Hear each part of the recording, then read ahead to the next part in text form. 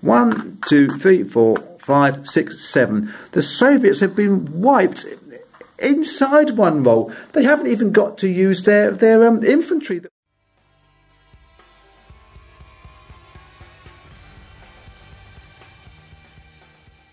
We are back with video number 2, turn number 5 in this Tech-Trois playthrough, playing the classic edition of Axis and Allies.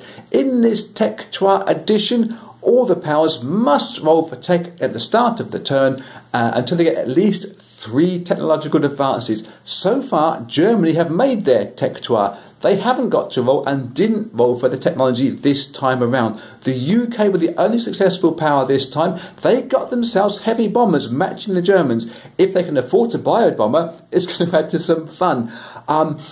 Before we get going, may I mention that I make these videos in aid of a charity called Cure Parkinson's. You can guess what they're trying to do. There's a link to them below this video, one in the banner on the channel page. If you happen to have a spare dollar, euro, yen, yak, or an IPC you can send to them, I'm sure that they would appreciate it. Now, we're going to break from the order that we've been doing before with after action reports. We're going to bring you some live dice one because there's a battle going off in Europe, and that one is going to be fun to see. Let's have a look at the board. Okay, this is what we're talking about. This battle up here in Europe, we're going to be hitting as the Soviet player. We're going to go round the back via Karelia into Eastern Europe rather than the Ukraine. Though the Ukraine is obviously a threat to Caucasus and then Moscow, if the Soviets can put a hiccup in this supply line, we feel that it's a better tactic to take, to give Germany something to think about, rather than they can just think about bashing. If we can get some interruption there, it might buy us a little bit more time than bashing the front and letting another wave come through almost instantaneously. So far, the Soviets have actually moved into Yakut from Evenki and from Novosibirsk and taken out that one Japanese division straight away. What will be going into here will be all this infantry from Karelia, these 3 tanks from Karelia, and the 3 tanks here from Ukraine. We're not going to take the infantry in, and the fighter's going to go in there too versus this little lot. There's no anti-aircraft to worry about. I'll get that on the board and we see how this one rolls out. Okay, quick look at the purchases for the Soviets. They got themselves some tanks and some infantry ready to go back into Karelia because they're going to be losing quite a large number here, we think. It looks worse on the board now than it did 5 minutes ago, I think. The Soviets can get 6 tanks in here, plus 9 infantry and a fighter, versus the Germans 3 fighter wings, 6 tanks and 7 infantry. We knew we were going in light, but we didn't quite think it was going to be that light. But we're committed to it. We put it on the board. If it's flagged, you fight it. That's what I say. So let's roll this one out. Here's my dice tray. We have the 6 dice for the Soviets. We're going to use red dice for them now. Plus 1 fighter, which would be the black dice. They're all rolling in at 3. And there is 4 hits on there. Nice! That's a good strong start. Let's move 4 German infantry back behind the line. 3, 4. And we now have was it 7? It was 8, I think. 1, 2, 3, 4, 5, 9.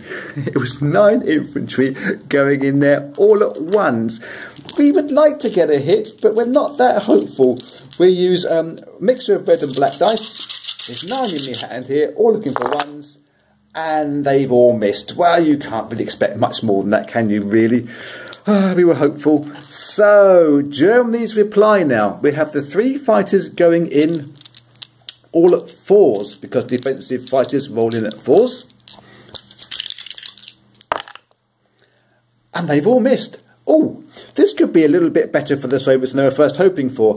They have, how many did we say? 1, 2, 3, 4, 5, 6 tanks, plus 3 live infantry, and 4 deceased infantry.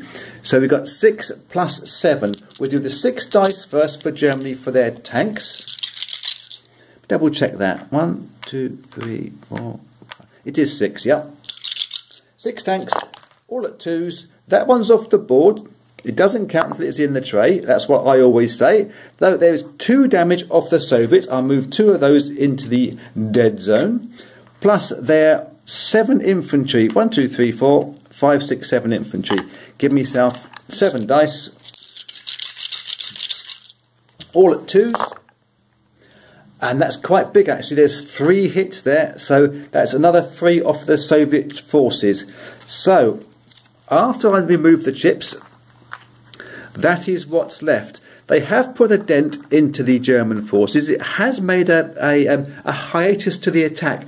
If we continue this attack now, with this amount of fighters that the Germans have got that were unsuccessful wholly, do we want to give them another chance at rolling at 4s? I think if we did that, they were going to start doing some damage, and these tanks all at 2s, well, it slightly balances it out, and you could suggest. But the Soviets are going to be rebuilding 1, 2, 3, 4, about 7 units back into Karelia. I think, and because that first aircraft roll wasn't good for Germany, the Soviets are going to go again. They're going to press this attack. So they have 1, 2, 3, 4, 5, 6, 7 at 3s, which will be their fighters and their tank. Sorry, other way around. Their fighter and their tanker. So all at 3s, nice big roll. That one's a cocky die, but it's going to fall on a 6 no matter what I'm going to do. There's 3 damage done to the Germans again. So that's all of their infantry now wiped out. It is really what they were trying to do most of the time here with this attack. They still have 1, 2, 3, 4 infantry all rolling in at once. They were wholly unsuccessful last time. So this time we're going to get 4 hits out of it, aren't we? No, we're not. We're going to get no hits again. Infantry are useless this time round. Always trust the T-34s, though. So, in reply, Germany will have the 4 fighters all rolling in. Sorry, the 3 fighters rolling in at 4. And they scored 3 hits. Oh, that's massive damage. Oh, dear.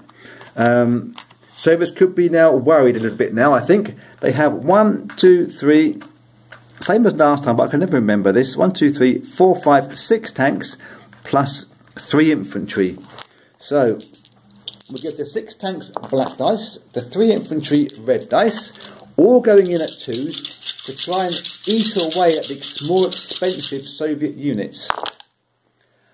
And they haven't done really that well, I don't think. You could say there's just the 2 tanks have hit and 1 of the infantry. So 3 more of the Soviets, 1, 2, 3. The Soviets will now pull back these units into Karelia, and these units will reinforce Karelia, and after that these lot will go back into the Eastern Europe, and we will look at Germany's reprisal from this attack, I think.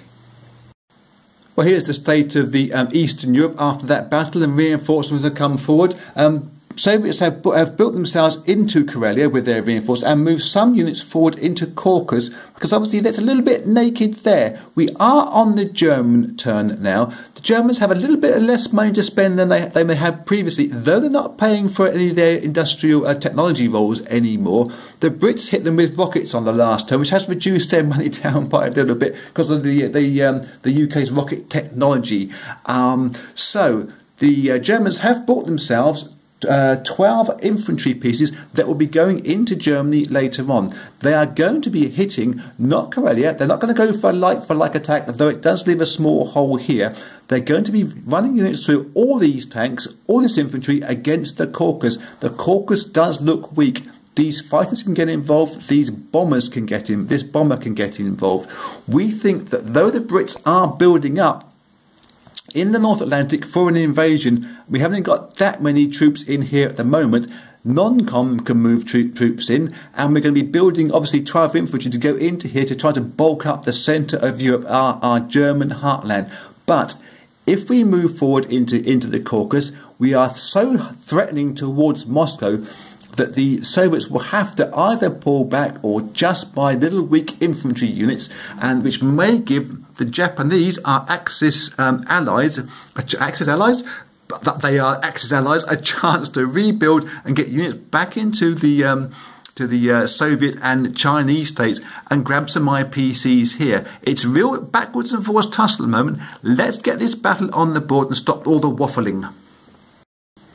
Well, it's just a look away scary time, really, isn't it? I mean, with that German bomber rolling 3 dice and all these tanks and aircraft that are in here, were the Soviets a bit dumb in attacking there from the Caucasus, from Karelia last time around?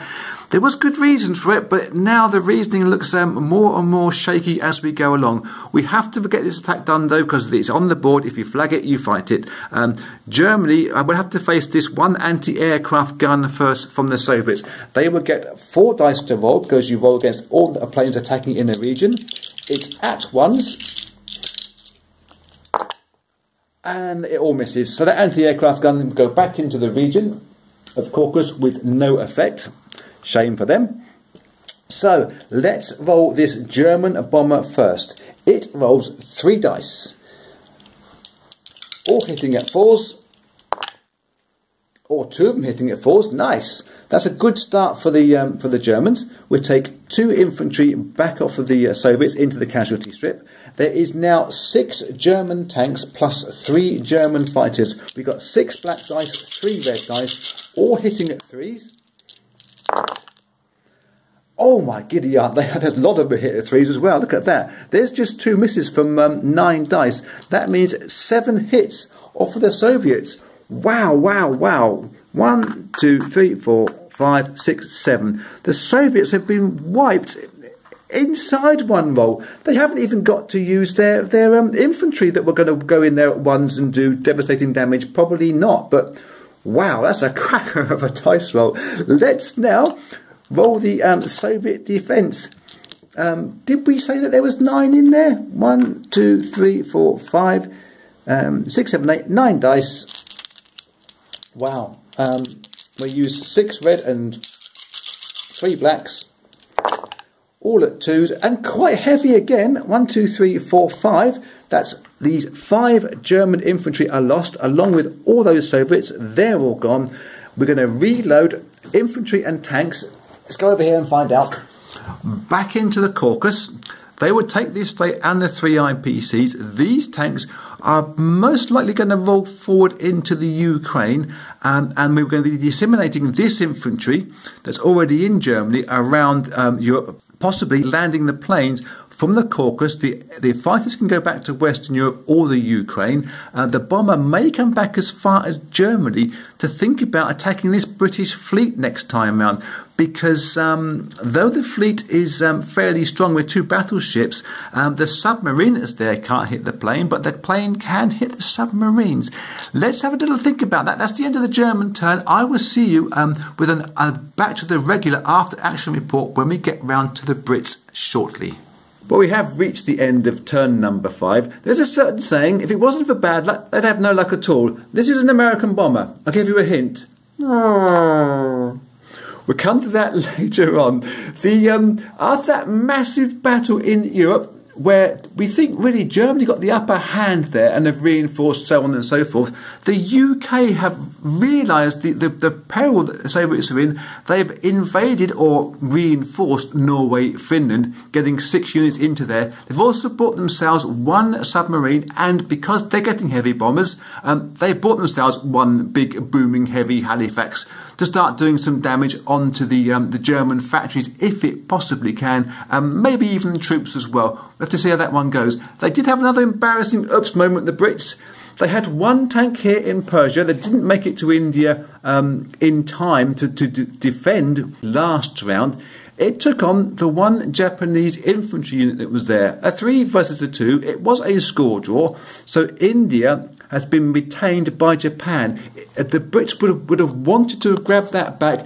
They wouldn't have held on to it very long, but they would have prevented the Japanese from building in there, which is exactly what Japan have done. They've put themselves into a very commanding position with 3 tanks into there. They've also invaded into Xikang using bombers that came over from the Japanese mainland over here. A couple of fighters that were in French Indochina came in, did that attack, and have flown off up to Manchuria and to the Soviet Far East to defend up there. Japan have loaded a tank across into Soviet Far East. They've got infantry into Manchuria. Japan, as we thought earlier on, even though they did have a hiccup mid-game, they are the ones looking most likely to be controlling this game as far as the Axis are concerned. America Land have finally made some positive decisions in the Pacific. They've bought themselves one more fish to go in with their other super subs, and a couple of transport ships as well. They're going to need to start taking some islands and perhaps even attacking this Japanese fleet while Japan rush around and try to continue their progress as what is now chip leader in this game. The Axis total of IPCs at the moment is 65, and for an Axis economic victory, they are looking at 84. So a little bit of way to go yet, but they are in quite a strong beginning position. All the Americans did, apart from that little bit of unit buying for the Western United States, is reinforcing back into North Africa. This bomber tried hitting the factory, and once again, anti-aircraft gun did its job. It had one dice to roll at a 1, and it hit the American bomber before it had a chance to do anything. That is now a 15 IPC loss for the Americans, really bad. That's it for turn number 5. I will see you in turn number 6. Often a pivotal turn in this game. End of turn number 6, and as you may be able to see, the Axis are running rampant, the Allies are in full retreat. Sort of. Let's have a look at the national production chart first. As you can see there, that the Axis forces are generating now 70 IPCs, 34 from Germany, 36 from the Japanese, 14 shy of what they need for an economic victory. They could get that next round. It is entirely possible. Japan were the only ones to pick up technology this time. They have got to themselves some heavy bombers too. 3 nations with those, 2 of them being Axis forces. That's been quite pivotal in this game. America is still suffering. They still cannot get this extra one that they need, and the Soviets having to spend on tech for this Tech 3 playthrough would really like to be buying units rather than spending money on things that they can't really use anymore. But that is the way the leopard crumbles. Let's have a look what happened. We shall start here in the middle of Europe. If this jumpy camera doesn't stop jumping, I'm going to be annoyed. The German forces rolled into Karelia up here, took the factory up here with infantry using their fighter planes only, reasoning they get as many tanks forward to the Caucasus as possible this time round. Then obviously Mother Russia is the one that's going to be in deep doo-doo. The Soviets themselves had pulled back from Karelia some of its forces into Russia. They brought 11 infantry that could go into Russia, and they also brought some tanks back from, I think it was Yakut, to try to get some sort of heartland base in there. There's American in there as well, trying to add their defensive power with just 1 fighter is all that they can muster. But that base being worth 8 IPCs is another huge chunk towards the economic victory we're talking about beforehand. The UK versus Germany, well, they were slugging it out like a pair of old heavyweight boxers, using their heavy bombers. The bomber that was here in Germany didn't get involved in this attack. It again hit the British factory for 11 IPCs damage. Britain hit back with their bomber plus their rocket attack into the German industrial centre for 12 IPCs. The sub that Germany had in the Baltic Sea, that's also gone, and Britain thought very hard about loading troops around into Karelia to retake this factory, to take the opportunity away of Germany being able to build in Karelia. However, it was one of those 50-50 decisions that I think was wrong, whatever you decided, because if they moved into Karelia with an amphibious assault and infantry going into there, they would probably retake Karelia. Yes, they would probably do that, but Karelia is a hard place to defend when you've got Germans in the Caucasus, Germans in Ukraine, Germans in Eastern Europe. At least with Finland, Norway being here, they can only be attacked from Karelia. It was a hard decision to make. I'm not sure that either of them was perfectly correct. America loaded across the Atlantic again. They continue this move forward, though the units that were in Persia have pulled back to Syria, Iraq, trying to let everything catch up. I'm not so sure that America will be effective at all this side of the map. Over in the Pacific, some fun happened. Obviously, in the Asian continent, Japan have been moving forward just fractionally. They're taking Yakut now, but a speculative little attack from Japan, picking up heavy bombers this time round. And with long range as well. They brought their one bomber down from Japan, along with one unit from Borneo on a transport ship that was in, I think, French Indochina initially. Had a pop at Australia. It was a score draw, but it was going to be with a heavy bomber and an infantry. Unfortunately, there wasn't an infantry left that could move into Australia to give Japan those 2 IPCs, but they just got to go somewhere else and bring somebody in, and that brings them up to 80 IPCs, assuming that Moscow falls this time round. The big news, which is going to be a battle, not done straight away, is America land seeing this build-up of Japanese forces who brought another bomber and a fighter on the last turn and no infantry. America decided they have to now quell this build-up by Japan. They've been building slowly both sides, shilly-shallying around. They should have stuck to their guns and gone one side or t'other, but they were influenced, and they've been doing 2 half-hearted kind of efforts. But they are now in Pearl Harbor. That attack, Pearl Harbor versus Japan, or Japan versus Pearl Harbor, because I think this battle is going to happen by mutual consent, will happen in the next video. That will do for now. Video number 3 will be upcoming shortly. Till next time, be cool.